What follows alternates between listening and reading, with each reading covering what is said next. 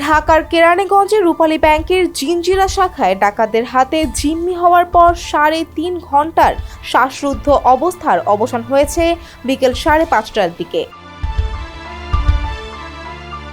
যৌথ বাহিনীর কাছে আত্মসমর্পণ করেছে ডাকাতরা। মুক্তি পেয়েছে ব্যাংকটির ওই শাখার কর্মকর্তা কর্মচারী ও গ্রাহকরা। সবাই অক্ষত অবস্থায় ব্যাংক থেকে বেরিয়ে যে যার গন্তব্যে চলে গেছেন বলে র্যাব তথ্য দিয়েছে। কিন্তু কি ঘটেছিল কেরানীগঞ্জের রূপালী ব্যাংকে?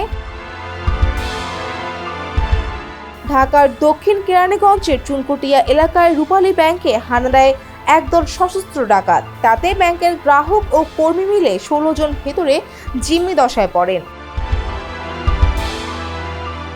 যৌথ বাহিনীর শ্বাসরুদ্ধ অভিযান চালায় তখন ভেতরে ১৬ জন জিম্মি ছিলেন। তাদের মধ্যে ব্যাংক কর্মকর্তা ৪ জন আর গ্রাহক ছিলেন ১২ জন। অবশেষে ৩.৫ ঘন্টার শ্বাসরুদ্ধ অবস্থায় অবসান হয়। জিম্মি হওয়া গ্রাহক ও ব্যাংক কর্মকর্তাদের প্রত্যেকেই অক্ষত রয়েছেন। বিনা রক্তপাতে ৩ ডাকাতকে হেফাজতে নেওয়া সম্ভব হয়।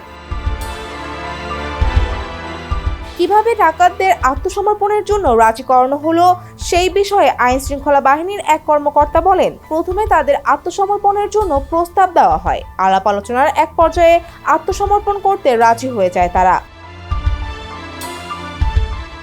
ডাকাতদের প্রধান শর্ত ছিল তারা যেন জনতার হাতে না পড়ে। বিক্ষুব্ধ জনতার কাছ থেকে তাদের নিরাপত্তা দেওয়ার শর্ত এসেছিল, সেটি করা হয়েছে। প্রস্তাব মেনে তাদের নিরাপদে হেফাজতে নেওয়া হয় এবং কেরানীগঞ্জ থানায় নিয়ে যাওয়া হয়। ৩ ডাকাতকে হেফাজতে পাওয়ার বিষয়ে তথ্য দিয়েছেন কেরানীগঞ্জ মডেল থানার ওসি সোহরাব আল হোসেন। এখন জিজ্ঞাসাবাদ চলছে, কেন কিভাবে তারা ব্যাংক ডাকাত করতে গেল সেসব বিষয়ে জানার চেষ্টা করা হচ্ছে।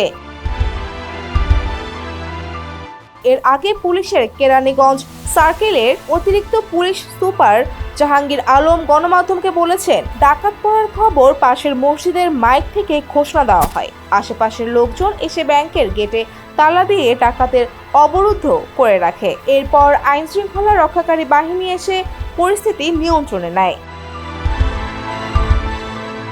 ফৌজিয়া ফারিহা, ডেস্ক রিপোর্ট, সমকাল।